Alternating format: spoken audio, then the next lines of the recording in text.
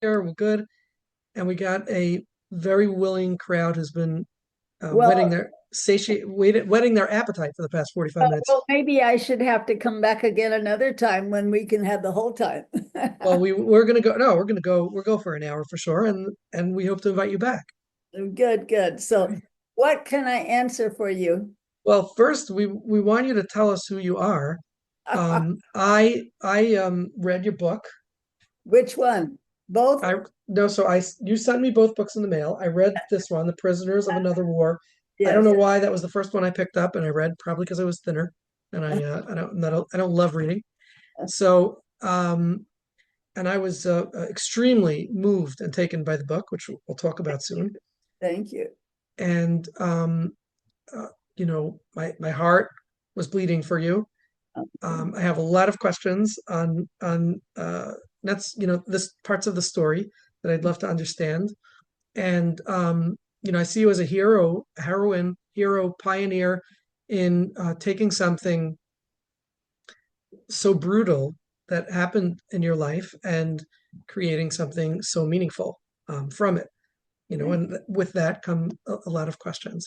you. So we do have one person I know of on this call who actually uses the Murray method. Uh-huh. And so hopefully she'll speak up at some point. But Okay. um, tell us a little bit about who you are. I did share with the group parts of your story while we were waiting. Oh, good. Um, you're obviously a young lady who's who was born probably after 1980. Okay, you were reborn in 1980. How about that? Yes. I was born in 1980. Oh, really? Oh, Yes, well, we were both born at the same time. exactly. Except it was your second birth and my first. Yes, Okay. yes. So is it okay if I call you Marilyn, or do you Of have a course, different? of Okay. course. So Marilyn, the story in a nutshell talks about how you struggled with asthma, allergies, which later became known as psychosomatic symptoms, Yeah. and with sort of controlling kind of behavior, needing to be in control, very proactive, task oriented, get things done, and very Yes, successful in your art gallery industry, the world of art, yes. and a number of children, right? Uh-huh. Raising a family, Uh-huh. multitasking, and then suddenly, by chance, everything collapsing, where you were advised to go figure yourself out a little bit. Let's go find out what's going on by. I was more than advised. She like shoved me out the door. And what was it? What was it that pushed her? What No. was it that she saw? This was a friend of yours, right? Who noticed something. What happened? Well, well, I was suicidal, and she was the only person that I told that I was suicidal. That's right. And she had gone to this place for therapy when her dad was killed. He was killed driving drunk, and she came back and said, you need to go. And I go like, no, no, no. I had a perfect childhood. You had a lousy childhood. It was helpful for you, but I don't need it. I was just having severe, severe physical problems, physical pain. And so she just wouldn't take no for an answer, and actually made the appointment for me, made my plane reservations, drove me to the plane, made sure I got on the plane. And I always tell other therapists, you would a client because I was just so like this, very Mhm. resistant. And Very resistant. so they kind of will need to, yeah, the story. But the therapy literally radically changed my life. Right, right. So you flew out from, Yeah. were you living in Mhm. Arizona at the time? Mhm. So you flew out from Arizona Yes.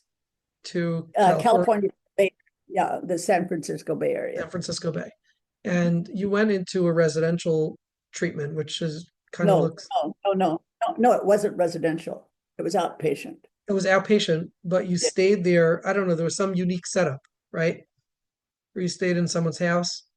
Oh, the Or, lady, yeah, the woman who was the assistant director, she and mhm. her husband, their children grown, had a large home, and they Mhm. rented rooms out in that to people that were there for the outpatient program.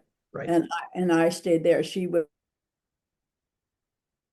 like a second mom to me. She really took care of me. It was very, very, So very Marilyn, helpful. at the time, this is 1980, you're in this treatment, and one of the things that really stands out and is very, very striking in the book is the degree of, if I can use the word, re-traumatization that you experienced in treatment. You went through so many stages. You went through such immense pain that was continuous for weeks or months at a time. Could you tell us a little bit about that experience and whether that's uh, is that contemporary practice to put someone through that today? And did you find that it was helpful, or do you regret that? No, no regret at all. Hmm. Uh, no, in fact, I happen to be a very firm believer in God's timing. Hmm. And my therapy would never be allowed today. Everybody is so uh I feel like people get on this side of being super, super careful, Careful. not Hmm. not, not wanting to in any way create any problems. And it's there are times when you're doing therapy that you have to get in touch with pain. You just do, or you're not doing adequate therapy. And but it just so happened I knew the man who was owned this center. He had done some when we had a small group in Arizona. I had worked with him. I fully trusted him, and as I said, my friend had been there and was extremely helpful. And I went thinking I had a perfect childhood. And when my sexual abuse came to the fore, which now we understand a lot more than they did then, there was always a part of me that knew how far I had to go in order to reach the bottom. And years later, my after I'd gotten my degrees in psychology and was a therapist, my former therapist, Dr. Danilchuk, and I did a presentation at a national conference, like a case study, with me being the case. And I remember one of the uh, a therapist in the audience said to him, "How in the world did you ever know what to do next?" Hmm. He said, "I never did." Marilyn directed her own therapy. She Hmm. always knew where she had to go next. And all I can say was, it was like every day, it was like God wrote on the ceiling where I needed to go next. It was a very distinct, clear leading that I needed to go here and here and here and here. And they made it very clear that anytime I felt, too overwhelmed and wanted to end and go home, that they were very supportive of me. Hmm. But there was this part of me that knew that it's like if you have a really bad infected wound, or Hmm. like, and this sounds rather gross, but like with a boil, there's a core at the bottom, and if you don't get the core out, it stays. It just continues. So this was kind of on your own initiative Oh, to absolutely on keep my own. digging and to not let up. And it's interesting because it sounds very consistent with your personality as you described it, which was to be so what's the word? Persistent. Yeah, persistent. Thank you. Yeah, well, the thing is, I knew that there was a core that I had to get to and that I hadn't gotten to yet. Mhm. And so I was willing to do whatever I had to do. And I felt that I was in a very safe place. And I knew that if I left, that there was no other place in existence that would allow me to finish it. And so, but once I hit that core and came, then very definitely I started to come back out. And the whole thing, my physical, health improved, 1,000%. All of the phobias that I had before, all of those went away. All the Mhm. nightmares, all of in fact, I'm 88 years old now. I'll be 89 in September. I'll be 90 next year. You Uh, never believe it. I don't believe you. Well, I mean, I tend to be 105. Actually, at 88 right now, I still work full time and I'm busier now than we've ever been. Wow.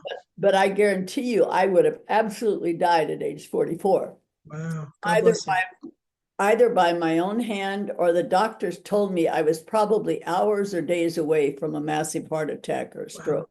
Wow. You can't hold down, pain without, I was like an old-fashioned pressure cooker that was Yep. just like this, ready to blow. And you either blow this like I did, or you blow this way with a heart attack or a stroke. And so it definitely has proven over time that that was the right thing for me to do. Yeah. Okay. I guess the question, I guess what I'm wondering is, 45 years later and 45 years worth of more research and more um, uh, evolution, Uh-huh, of trauma treatment.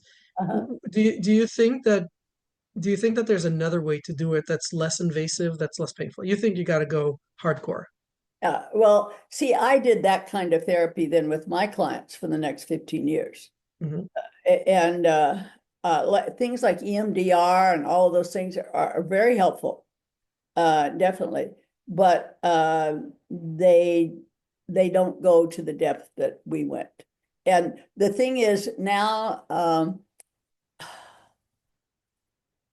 I think that we need to go with what we know now. And so to do the kind of therapy that I did takes a long time training. And unfortunately, we have a society now that's sort of the microwave society. They want to do things that are quick, fast, and easy, cheap. And what I did was not quick, fast, easy, and cheap. And so during the years that I was active as a psychotherapist, I was very busy. I was always busy full time. Had people that booked way out months in advance. Hmm. And I had lots of therapists for clients and got lots of referrals. But nobody was really willing to put in the time and effort to do what I did. And so and it was about the same time that EMDR came along. They came along about 8 or 9 years after I started. Hmm. And I think that it's done a really, really good job. And so it's, again, I believe in God's timing. So Hmm. that's Hmm. okay. Okay. Okay. And Uh, most of us here do too. So yeah, I mean, it's an incredible story. It's just heartrending. It's really sad and painful to read. It's painful to know what you held in. It's painful to read the discovery of it, and it's painful to read the subsequent just misery that succeeded that discovery. And it's really beautiful to see you today. If I would have read this book in 1980 and predicted what your future would look like, it would not look like this. no, So it's I wouldn't have thought it either. That's right. That's right. Well, But it's, but it's the thing is, too, one of the things was I believe, as you know, my Murray method now is used, worldwide. And I have 26 instruments that I've created. Two of the most well-known are the trauma egg and the circles of intimacy. Mhm. But all of that came out of that time that 7 months that I did in therapy. Mhm. So because I was in a very deep state of the unconscious and I was just simply listening to what my unconscious was telling me. Okay. And later, when I started to write my theory, one of the professors said to me, he said, almost all theory is written by someone, a theorist or a therapist standing on the outside That's looking right. in, trying to speculate what's going on in the mind of a child or a person. And I said, but I am that child. I'm on the inside looking out, and I can tell you exactly what's That's going right. on. And you had the unique vantage point, but you also had the unique ability to tune into that, Yeah. which so many people would not necessarily be able to do. So that's really where you're. Well, and part of it is just my personality type. I'm very inquisitive and I like things structured.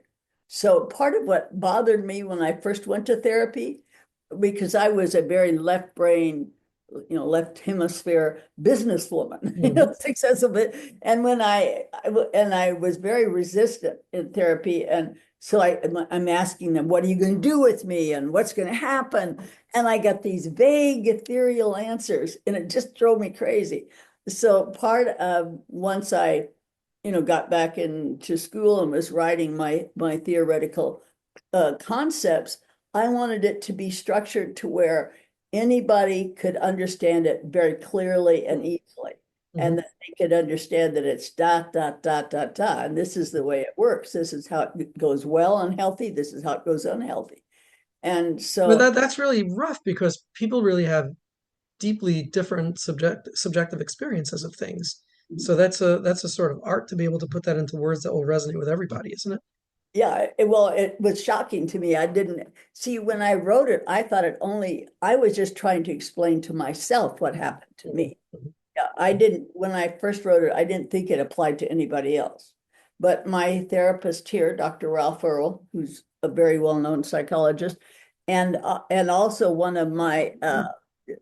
and one of my professors was a clinician, and they both said, "Would you please teach this new theory to us? We'd like to try it with some of our other clients." Right. And they both came back to me and said, "It works with everybody. You need to," and so they encouraged me to widen it out, which I did then over the years.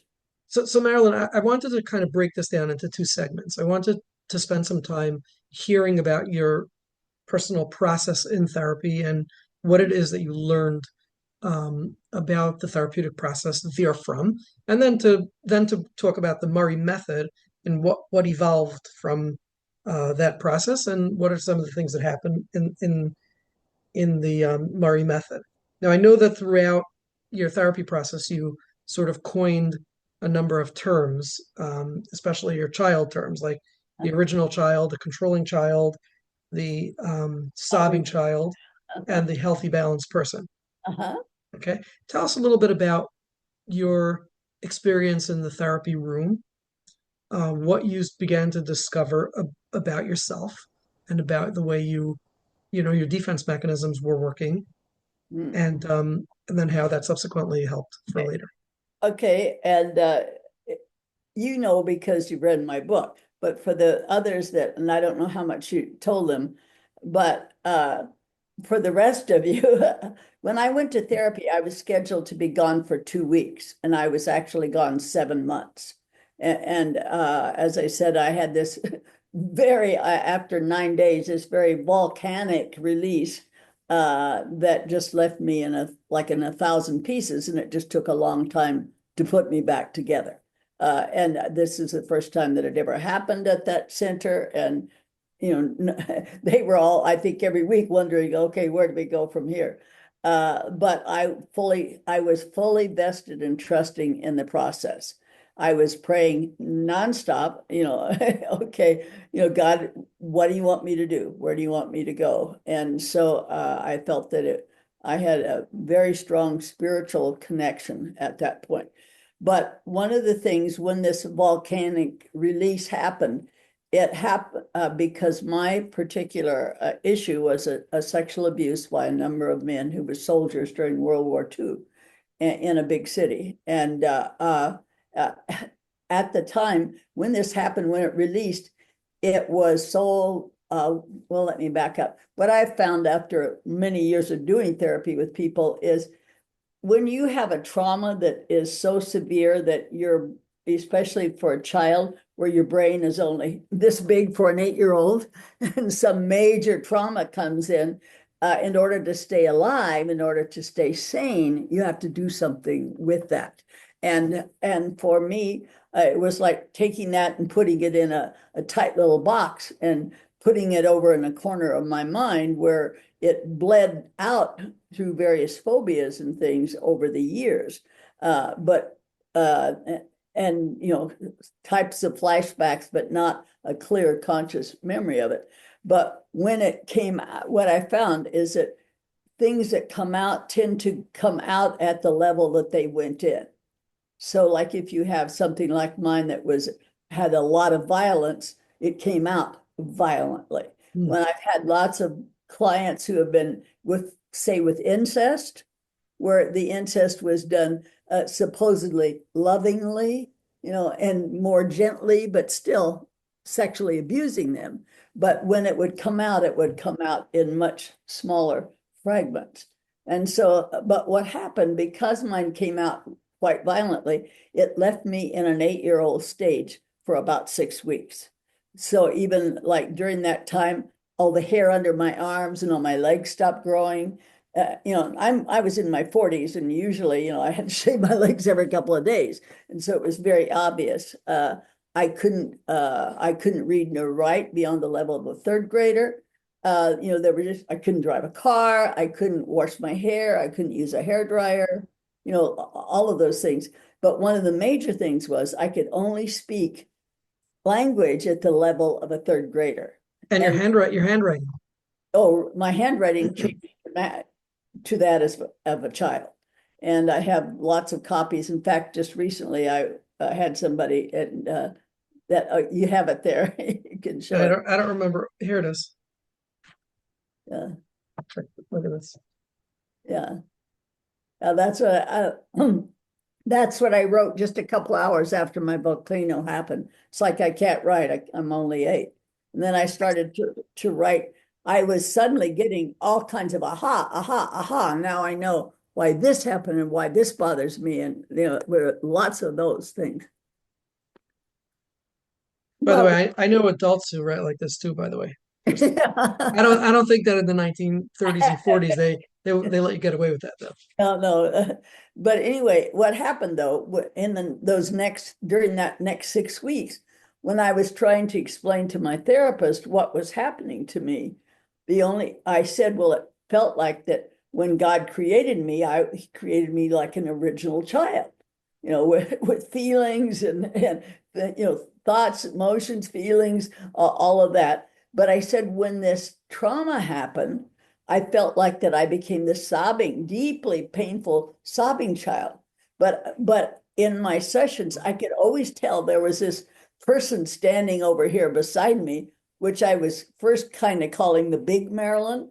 And she was the one that was saying, you've got to get up, you've got to find your shoes, you've got to get dressed, you have to go home because your parents will be worried about you and they'll, and et cetera. And she was the one that was kind of scolding me, saying, we've got to get out of here. And so, but she was very controlling. So I started calling her my controlling child.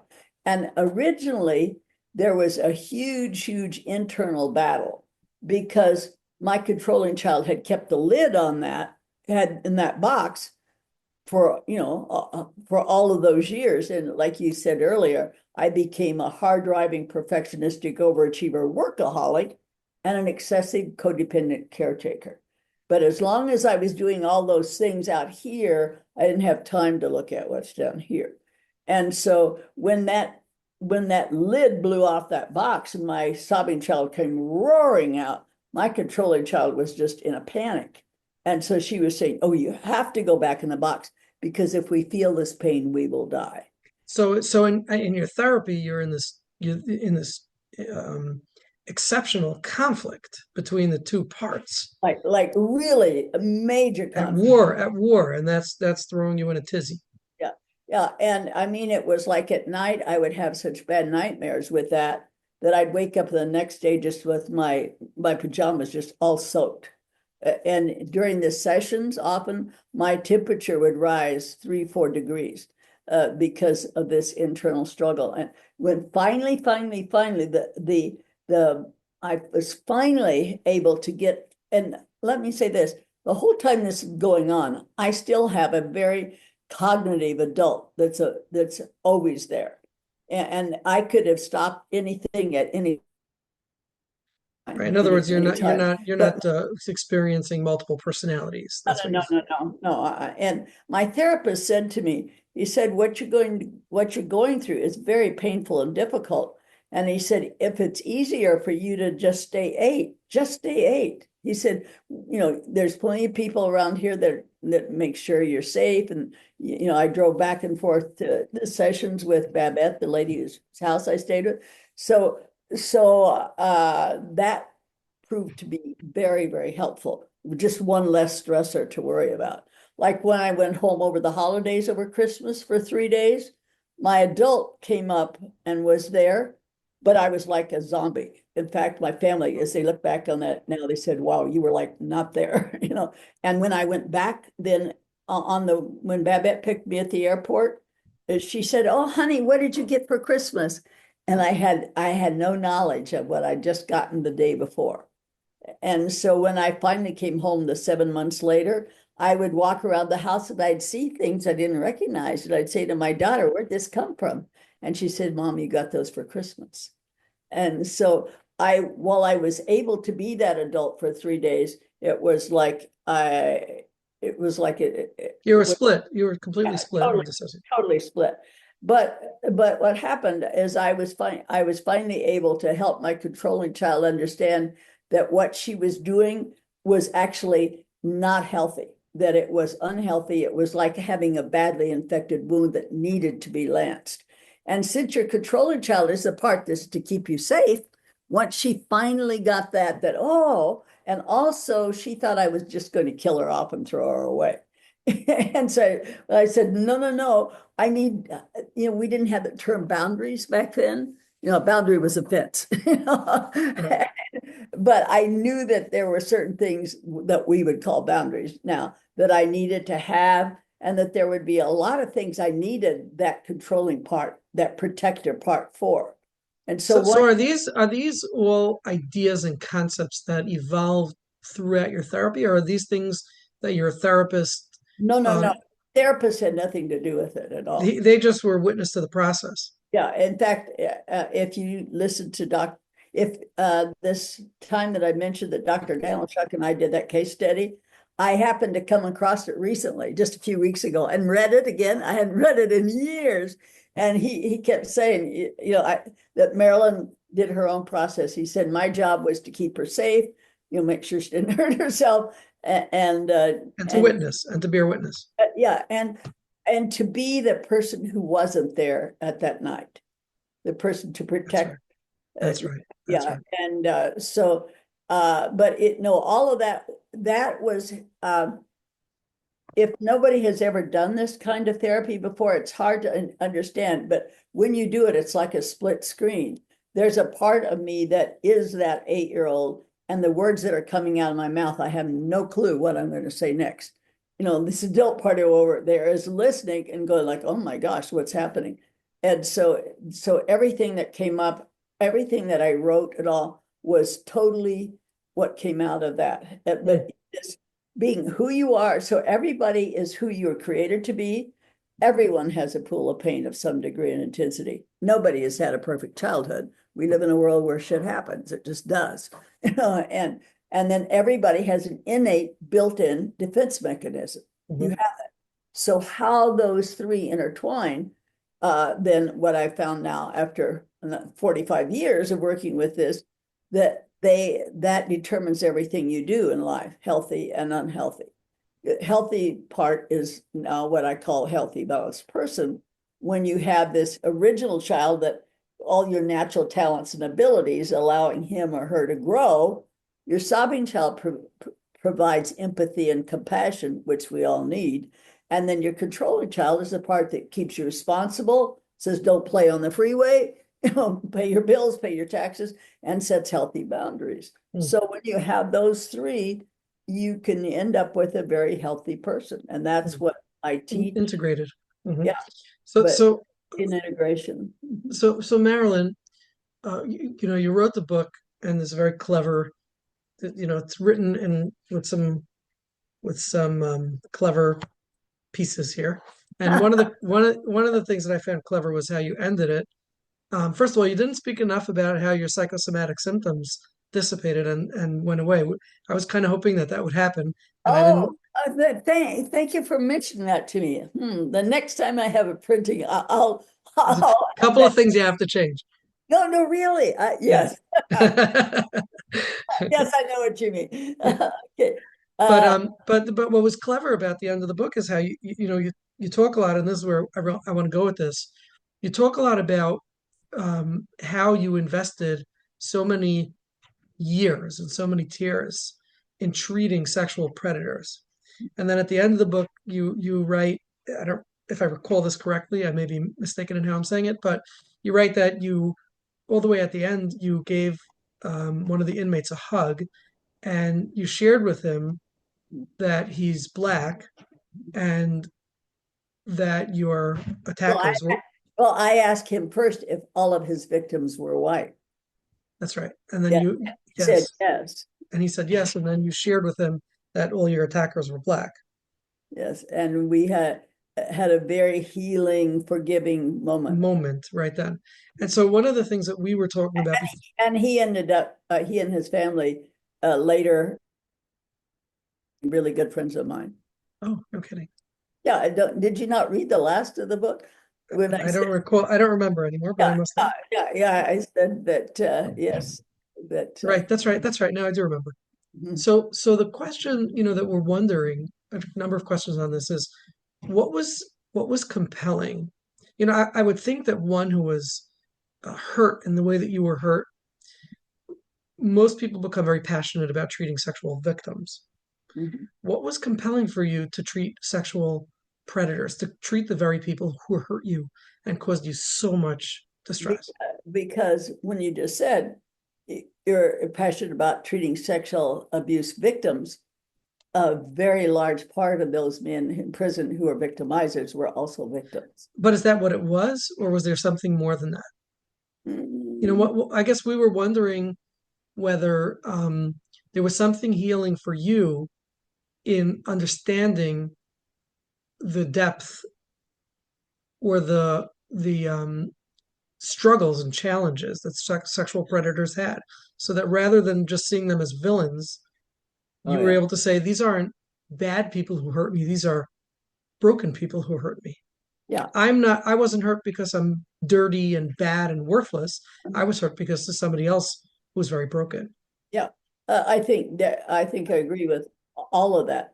How I started working in the prison was I was because I was high visibility here in Scottsdale before I went to therapy. When I came back, everybody's going like, "Wow, what happened? You've been gone 7 months."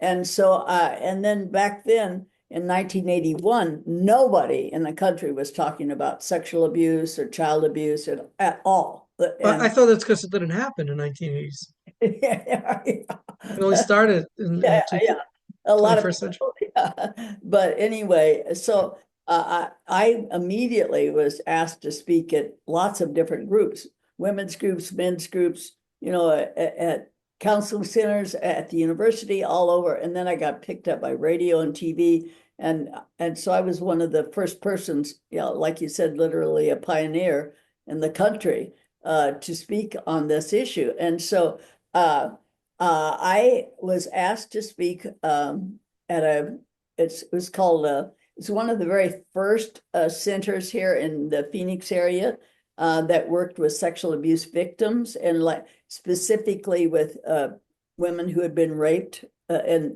this would be the place they go the next day. And, uh, and they had one of the very first groups for men who had been sex offenders. And so they asked if I would speak to that group. And it turned out, to be a very powerful session for them and for me. And then as a result of that, the psychologist in the juvenile prison heard about me. And so he came and asked if I would talk to these juvenile offenders. And I remember going to the prison and thinking, wow, I'm going to be very angry at them. Mhm. But when I got there, I did all the prison work that I would do. The first time I would go with each new group would be an all-day marathon session where I would spend the first couple hours telling my story. And then, if from having read my book, I talk about my infamous tape. And I have a tape, an audio tape of 20 minutes of one of my sessions re-experiencing that rape. And most therapists can't even listen to 30 seconds of it. It's very difficult to listen to. And I'm so, assuming that's not public, is it? oh no, no, it's not. It's sort of under lock and key here. But but what I did in the prison, both in the juvenile and the adult prison, after I told my story, then, and back then we didn't have PowerPoint, and so it was the tape slide thing. So I had taken pictures of me from the time I was a child, uh, from a baby up through like high school, and put them on slides. And so they had, what they had to do was they had to listen to the whole 20 minutes of that tape and look at those pictures and look at me.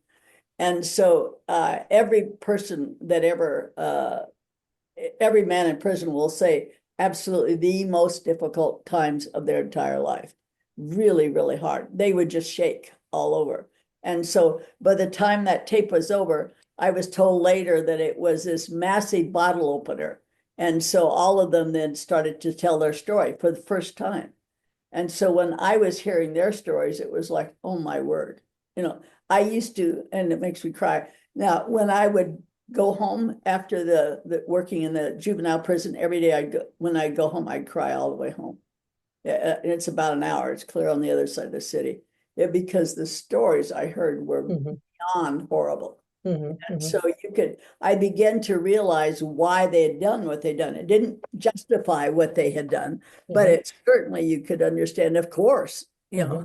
And so then when I was there 2 years, and I saw, huge changes in these young men, and they became my biggest protectors. They were really my biggest defenders. And then when I was asked to go to the adult prison, I said, well, working with kids is one thing, but working with adults, that's another thing. And this happens to be the roughest prison in the state. It's a very old one in a really rough town, a rough area. It's about, an hour or so outside the city. And so, but the same thing. I did the same deal, told my story, listened to tapes, and the guys were just like this. And they just broke, all of them. And so I went to them not as almighty therapist to lowly scum, but more as victim to victim. Yeah. And And when you really touched a lot of hearts. Yeah. And when I would be there, I never thought of them as the victimizer. I only saw a hurting little boy. Right. Right. And I addressed that hurting little boy. And so they felt, and they knew that I would never hurt them, but they also knew that I wouldn't take any BS from them. And Hmm. so they always treated me with utmost respect and were super protective of me. Actually, I felt safer in a trailer way out in the trustee yard with 8 rapists than I would have been with one guard. Go figure the irony, right? Yeah, yeah, go figure. But they were there because it wasn't a mandatory program. The only guys that went were the ones that really wanted to change and really wanted Mm. to work. What did I heal? Mm. Yeah, and so in And they fact, didn't know what they were in for. yeah, and the yeah, the doctor the psychologist that took me there, when he drove me there the first time, he said, Marilyn, I enjoy working with these guys more than I do my men on the outside, because the men on the outside are so defensive and saying, oh, I didn't really do this things and that bad. But the guys in here know that what they've done is wrong, and they genuinely really want to change. Really And that's what I found too. And so fascinating. you ask, why I did that. I guess that's, I didn't go with any specific purpose in mind Mhm. Mhm. other than Okay. to help them. So let's talk a little bit about the Murray method. And I want to just encourage anybody who has any questions or comments to please unmute yourself, raise your hand by using the React tab on the bottom, and then we'll call on you, unmute yourself, and Marilyn is kind of an open book, it seems. Okay. So let's talk a little bit about the Murray method. I mean, tell us a little bit about what it is and what makes it unique from other treatments. Well, I've already told you a lot about it. What is it It, that you're doing as a therapist in the okay, room with the clients? Are you just doing kind of analytic therapy or no, allowing the client? I'm only doing Murray method. Yeah. As I said, I've created 26 different instruments, and I only use those with my clients. I've never needed to use anything. There's only two things that I use that and I always give them credit. One is a Cartman triangle because I couldn't build a better mousetrap on that one, and I added a little bit more to it, took it a little farther, and then also I have stages of recovery where I use Dr. Elizabeth Kubler-Ross's first stages of loss, and I show those, and then the stages of recovery, which are similar, but I always give her credit for that. And So so, they sort of corresponding. yes, yeah, Interesting. but different emphasis on them. Mhm. Uh, but I am always very strict about giving credit where credit is due, and so I don't. But the others, there are two simple small things that that I are anonymous that I've added to, and I always let my clients know that too. But the majority of all that I teach are all original with me, and they are usually things when I'm trying to figure out my own stuff. Why do I do this or why did I do that? And because I mentioned a while ago, I'm pretty analytical and I like structure, and I also like format as far as I'm always drawing diagrams. Mhm. I want to diagram it out, how, things, and so that's and so in my Murray method, it's based upon what I just talked about, this healthy, balanced person, and then what happens when the parts get together in an unhealthy way and you become aggressive or passive aggressive, and then the treatment things. When I was in therapy, 45 years ago, a long time ago, that my therapist had me do a timeline. And I know I argued with him that I didn't, I said, how could something that happened way back here influence what I'm doing way out here? It doesn't make sense. And so when I had gone back to school and was starting to write my theory, I was thinking about that, and I thought we don't experience life horizontally. We That's right. experience life vertically because each thing stacks one Builds upon upon, the that's other, right. and they bleed through. And so I wanted to come up with a diagram that did that. And so, are you familiar with the trauma egg at all? I'm not, but we do have someone on the call who is. Yeah. Do you want to chime in? Well, wait. Hi. Well, hi, Brucey. Hi. We've been in conversation via email about your training, right? Yes, I So thank recognize you. your name right away. Yeah. So I'm very honored to have you on here. And Uh-huh. I do utilize the relationship circle and the trauma egg with my clients. Good, good. Very structured and very user friendly, and it really works. How long have you been doing that? Uh, Probably for 2 years now. Now, did you get that from Gideon and Joseph? Yeah. Okay. Yeah. And so Moshe, do you know who Gideon and Joseph Twersky are? No, I don't. Okay, well, they're friends of Brucey's and really good friends, but Gideon and Joseph Twersky, they're in New York, and they have come out from my training, and they had me come back to New York last year, and I did a training, I think, on the things I wrote to you about that for ODA and Okay. for 45 Orthodox. Clinicians. Yes, that was wonderful. We had such a great time. And Brucey, do you still use So I then? was part of a supervision group with Giddy, and she did your training. So she gave us a very literally a glimpse. I would love to hear how you use that in your therapy room. That's why I was interested in furthering my knowledge with your training. Okay, thank you. Yeah, tell us about those two the So trauma. what I did was I created something.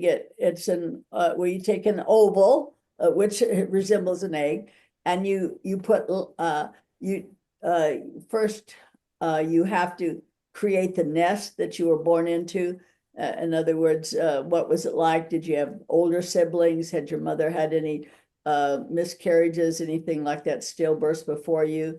And then anything that else that would have impacted her, like I was born during the Great Depression. So that, was something that really impacted my parents.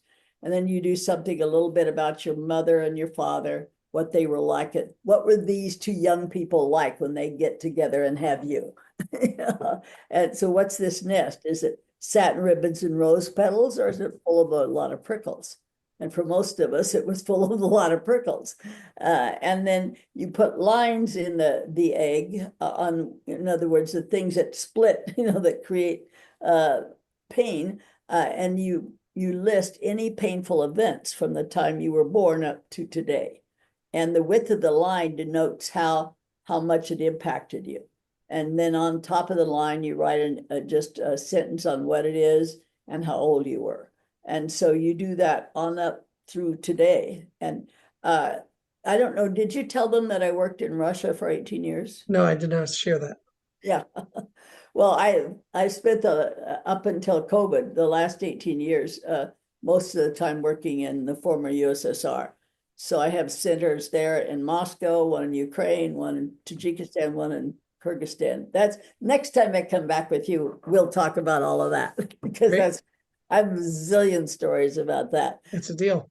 Yeah, but there we use wallpaper because theirs are almost always anywhere from 8 to 15 feet long.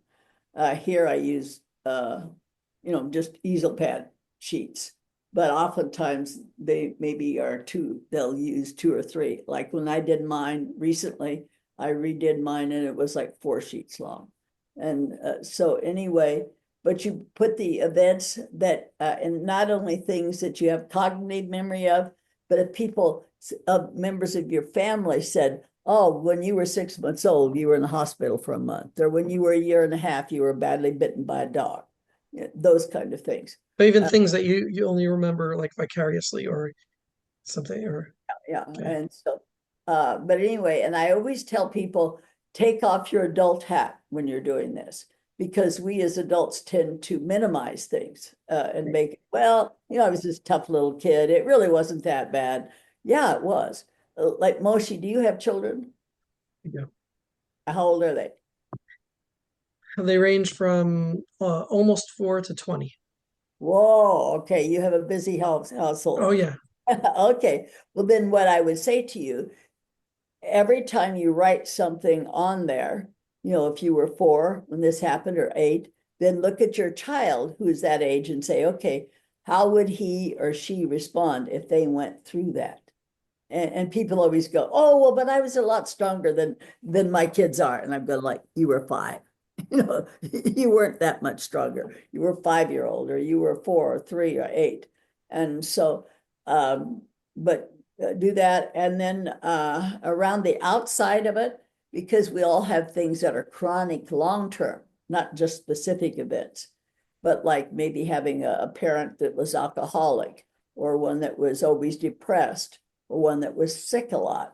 And anything, not just family members, but also things like, did you have a bully at school that picked on you all the time, or more than one bullies, or a teacher that was really cruel to you? Or were you born dyslexic? or ADD, ADHD? Did you have any type of thing like that, or any illness, anything that created difficulty and problems for you? Like, and you can put the lines also connecting, like for instance, I had a thick line at age 8 from my sexual abuse, but then I had a line around the outside from age 8 to 17 when my asthma got really bad as a result of that, until I moved to Arizona, and then my asthma went away. But So are you literally having people remember every event that they could possibly remember? And wow, I'd be in therapy for a long time. I have a good memory. I have a yeah, great episodic memory. yeah. Well, and it's very, very helpful because you have a totally different attitude when you see it all down on paper. And it gives you, see, I always, one of the things I constantly tell people is you cannot give away that which you do not have. I make people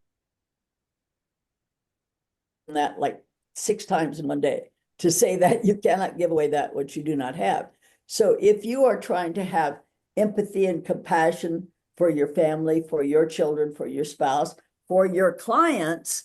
If you don't have empathy and compassion, for little Moshe, or any of the others here, you're not going to have it for them. It'll just be strictly just out of your head. And so you do this not just to take care of you, but it's also a great benefit for everybody else around you, because you'll look at that. Once you finish this trauma, you'll stand back and go, whoa, you've come a long way, baby. And what you'll start to look at is, why am I not in prison or dead? Why am I not a drug addict, face in the gutter? And so you start to have to look at what I have a thing that I called positive internal resources and positive external resources. And I have my clients do that, and I have them write down all the good things that are in your original child. And it's not being narcissistic, it's saying, what are the strengths that have enabled you to survive? Mm. And then I have people look So at it really puts things into perspective by being able to put everything down on paper and experiencing all the challenges that you've struggled with and seeing where you are today. You're not actually as bad as you think you are. Yeah. Well, it gives you reality, really reality. And then but also when you put it down like that, people always, when we're, reviewing it, they'll always say, I see all these patterns. Now I see why up here, I'm always choosing women or men in my life that are da da da da. And I see it started way back here. I can see here, and then I can, but they'll see the patterns. And so they, like you said, then you're not so hard on yourself when you realize why I do what I do. But the other thing that I wanted to mention on the external positive resources, I want people to have, when they look at this, I don't want you to come away playing your victim violin and say, oh, I've been so abused. I want you to have an attitude of gratitude, of why you are still alive and not in prison or dead. And so external resources, looking at, were you born in America? Were you born here? I was. Okay. Kiss the ground. Kiss the ground, I'll tell you.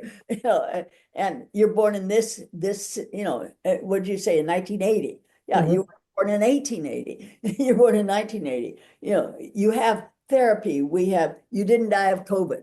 You have an education. You can read or write. Did you have clean water today? All of those things that Americans have so much that they get real apathetic. They don't realize until, like, I lived, in a foreign, what you would almost call a third world country, part-time for 18 years, in Russia. And I guarantee you, where I lived, you would be shocked. And all the things that I could tell you that go on over there that people here don't realize. And people here don't really understand what a huge benefit you have. Right. Things like computers and internet and all of that today that we've never had in the past. So Marilyn, there's somebody who has a question here. Can we call on her? Chaya? Go ahead. She can't turn on her video, but we can hear her. Go ahead. Chaya. Hi, Marilyn. I'm so happy to be here with you today. I treat clients that were sexually abused, and anything that I can learn from you today is going to have a ripple effect with many other human beings that I see. I wonder, you're talking about all the instruments that you created, and the one you just described sounds really powerful. I'm wondering, how do sessions look? You're doing one instrument after the other? You choose your instruments by where the person is in their treatment? How does a session look? Do clients talk about do you allow clients to lead the therapy like you led your own therapy? No. And finally, my main question is, what happens when a client is really, really afraid to start feelings? Because as you said before, and it was it touched me and it caught me. It caught my attention. And you said that my controlling child said, "You're going to be dead if you start feeling."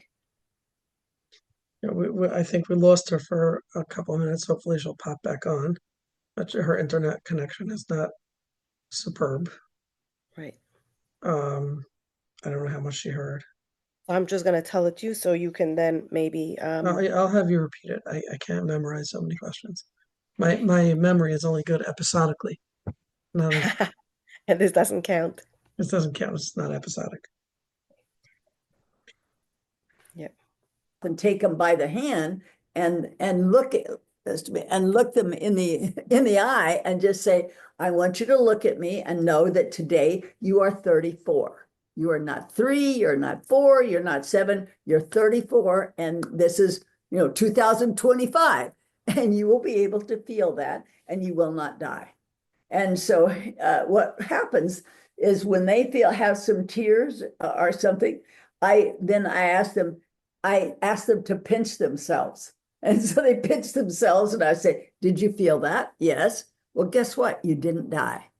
And so what I found with clients is if you can get them over that hurdle, get their controlling child to relax and realize, I can feel that now and I'm not going to die. It feels like it's going to, but I'm an adult now. And so keep constantly saying, you're an adult, you're an adult, you're an adult, and talk to them, talk to that adult part of them. And so I found that to be really helpful. In fact, just this last week in a group that I was working at here, we had a young woman who was 27 who had an emotional support dog with her, still lives with her parents, and acts like she's about 12. And I was really, really, talking to her, not talking down to her, but talking up to her, treating her as if she is an adult. And so that I think one of the things that's happened that I've seen a lot with all of the various changes in wanting to protect clients is that you're forgetting that they are adult.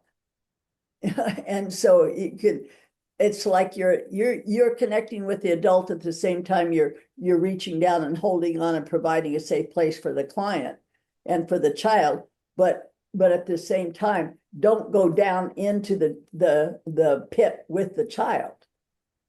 Are you following me on that? Yes. Yes, I'm following. Yeah. Very helpful. Yeah, it's you let them know that I can come along beside you and all, but my job is to keep you stable and keep you safe, so that you can go down in there and come back. And I'm not going to let you drown down there.